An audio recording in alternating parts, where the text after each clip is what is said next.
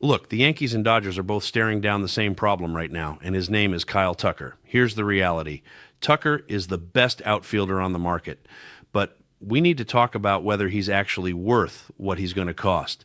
Because when you're looking at projections around $427 million, we need to ask some serious questions about what you're actually getting for that price tag. The Blue Jays just locked up Dylan Cease, which suddenly makes things interesting. Does that open the door wider for New York to go all in on Tucker? Maybe. But for the Dodgers, this is where I start pumping the brakes.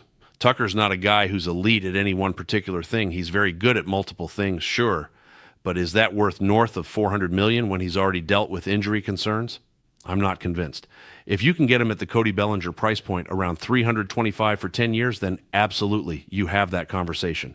But when we're talking about matching what Juan Soto just got or approaching Mookie Betts money, that's where I start having real problems with the fit. The Dodgers have needed to address their outfield for 2 straight seasons now. It's been one of the worst units in baseball, and that's not hyperbole. You can't run it back with just Teoscar in one corner, Andy Pages in center, Tommy Edmonds scattered around, and hope that James Outman or Ryan Ward suddenly figure it out. That's not a plan. That's crossing your fingers and hoping for miracles. You need a legitimate, proven, everyday outfielder who can hit, play defense, and not disappear for months at a time. So let's talk about the elephant in the room, Cody Bellinger. Yes, I know what I've said before about not reheating McDonald's French fries, but hear me out. At the right price, Bellinger makes sense. His timeline matches up perfectly with this core. He already knows what it means to play in Los Angeles. He understands the pressure, the expectations, the media scrutiny, and here's something people forget. He's the 16th toughest hitter to strike out in all of Major League Baseball. The swing and miss that plagued him in those down years, it's mostly gone. You're getting above average offense and above average defense, and when that deal expires in a few years, maybe he slides over to first base after Freddie Freeman hangs it up. Now, am I at a 10 out of 10 excitement level like I was for Shohei Ohtani or Yoshinobu Yamamoto? Absolutely not. But desperate times call for realistic measures. The outfield is broken. You need someone who can contribute immediately without mortgaging the entire farm system or committing $500 million to a player with injury red flags. Let's shift to the trade market because honestly, this is where things get more interesting than free agency unless you're swinging for Tucker. William Abreu from the Red Sox is out there. He's only 26 years old, which means you're getting younger while adding talent. 110 weighted runs created plus means he's 10% above league average. He's got some pop in his bat, and defensively, he's one of the best right fielders in baseball. The concerns, injuries have been an issue, and he absolutely cannot hit left-handed pitching. But if the price is right in prospects, he's worth exploring. Byron Buxton is my top trade target right now. 136 weighted runs created plus last season. He made the All-Star team. He's an above-average defender. He's got 2 years and $45 million left on his deal. If Minnesota is willing to move him and he waives that no-trade clause to come to Los Angeles, you make that deal immediately. He aligns perfectly with the prime years of Freddie Freeman, Mookie Betts, and Will Smith. He's a leader. The only downside, there's been some talk he wants to DH more to preserve his body, which creates its own complications. Brendan Donovan from the Cardinals is another fascinating option. Versatility is his calling card. You could platoon him in left with Ryan Ward if you want to give the kid a shot. He's not going to cost much financially, though the prospect price might be steep. Here's something interesting. The Dodgers were already interested in trading for him at the deadline last year. Nothing happened, but that interest was real. He hit .287 with 119 weighted runs created plus. He only strikes out 13.5% of the time. He doesn't have a ton of power, but his average exit velocity is in the 94th to 96th percentile. The Dodgers love players who hit the ball hard, and Donovan does that. Defensively, he's just okay, basically league average, but at the right price, he's intriguing.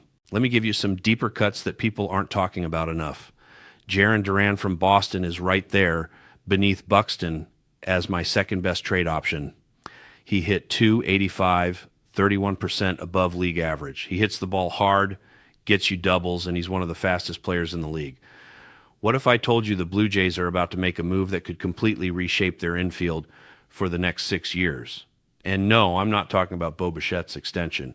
This is something entirely different, and honestly, it's got the fan base more divided than I've seen in months. So here's what's happening right now. John Morosi just dropped a massive report that the Arizona Diamondbacks are actively listening to offers for Ketel Marte. And get this, only 2 teams have checked in so far, the Philadelphia Phillies and your Toronto Blue Jays. That's it. 2 teams. And the Jays are one of them. Morosi is putting this at a 50-50 chance of actually happening, maybe even higher. Now, if you've been following the channel, you know we talked about Bob Nightingale's report a couple weeks back about the Diamondbacks being open to moving Marte, but this is different. This confirms the Jays aren't just kicking tires, they're having real conversations, they're engaged, and that changes everything about how we should be viewing this offseason. Let me give you the full picture on Ketel Marte because this guy is legitimately elite. We're talking about someone who ranks 9th in weighted runs created plus and 13th in FWAR among all position players since 2023. His bat speed is off the charts, he's got an elite approach at the plate, and he consistently pulls fly balls for power. This isn't just a good hitter, this is one of the most complete and dangerous bats in baseball right now. Look at his numbers. Last year, 893 OPS. The year before that, 932. Year before that, 844. Back-to-back Silver Sluggers. Back-to-back All-Star appearances. And here's the kicker. He's under contract through 2030 for $71 million total. That's one of the best contracts in baseball for a player of his caliber. We're talking about an absolute steal of a deal for a guy who's been producing at an elite level year after year. But here's where it gets complicated and why fans are so split on this. If the Jays bring in Ketel Marte, the assumption is that Bo Bichette is gone. You're not trading significant prospects for Marte to play him in the outfield when his value is maximized in the infield, probably at second base. So you'd be looking at Marte at second, Adrielton Jimenez at short, and Bo would be on his way out. Now, I want you to think about this choice for a second because it's genuinely tough. Option 1, sign Bo Bichette to an 8-year deal, let's say $28 million per year. You keep the guy who loves Toronto, who loves playing with Vladdy, who was part of that magical playoff run. You don't give up any prospects. You maintain continuity with a homegrown star who the fan base adores. Option 2, trade for Ketel Marte. He's the better player right now. Better hitter, better fielder, better contract. But he's older, turning 31 next season. And you're giving up multiple top prospects to get him. We're probably talking about a package that includes someone like Arjun Nimala at minimum, maybe Orelvis Martinez, maybe multiple pitching prospects. The Diamondbacks aren't just giving away an all-star second baseman under team control for 6 more years. And here's what makes this even more interesting. If the Jays do trade for Marte, that frees up the money they would have spent on Bo's extension. Money they could then use to go after Kyle Tucker, who the Jays are heavily involved with according to multiple reports. Imagine a lineup with Marte, Vladdy, and Tucker in the middle. That's a completely different offensive profile than what we've seen the last couple years. But let's talk about the complications here because there are plenty. First, Marte has 10-5 rights kicking in this April, which means he'd have a full no-trade clause. That's why the Diamondbacks are motivated to move him now if they're going to do it. They want to avoid that situation. Second, the Blue Jays farm system isn't as deep as it was a few years ago. Trading multiple top prospects for Marte significantly depletes what they have left. Third, there's no guarantee Marte maintains this level of production into his mid-30s, even though he's been remarkably consistent. And we can't ignore the Bo factor here. And this is a guy who's been with the organization since he was drafted, who's been through the rebuild, who was a huge part of getting this team back to relevance. Trading him or choosing not to extend him in favor of acquiring Marte, that's going to sting for a lot of people. There's real value in keeping homegrown talent, in rewarding loyalty, in maintaining that connection with the fan base. But from a pure baseball standpoint, if we're being completely objective, Marte is the better player on the better contract. He gives you 6 years of control at a price that becomes more and more of a bargain as salaries continue to inflate. He's proven he can produce at an elite level in the postseason, and he'd immediately make this one of the most dangerous lineups in the American League. The other angle here is what this means for the rest of the offseason. If the Jays are seriously pursuing Marte, that probably means they're not extending Bo, which means they're pivoting to a win-now strategy that involves trading prospects for established stars rather than betting on internal development and free agency.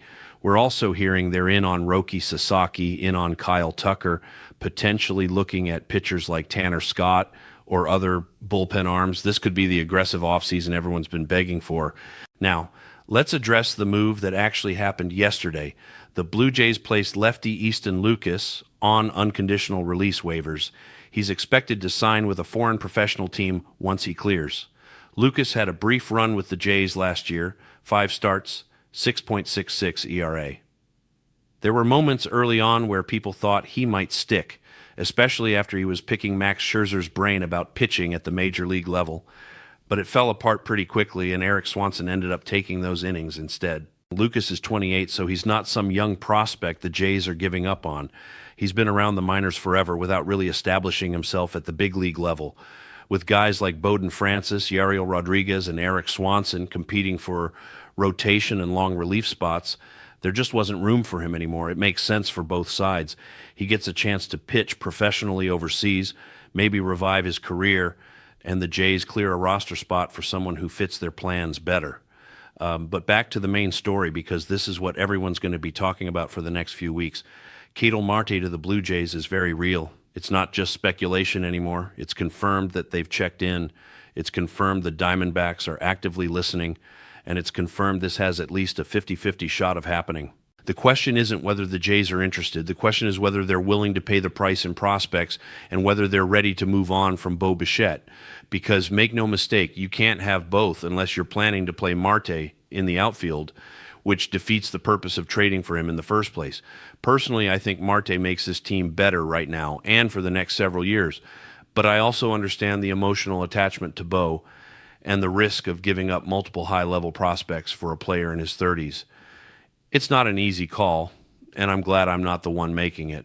What I do know is this: the Blue Jays are being aggressive. They're having conversations about big names. They're not sitting back hoping things fall into their lap. And whether it's Marte, Tucker, Sasaki, or someone else entirely, this offseason is shaping up to be one of the most important in franchise history. Because if they don't make significant moves now, with Vladdy potentially leaving after next year, the window might slam shut faster than anyone wants to admit.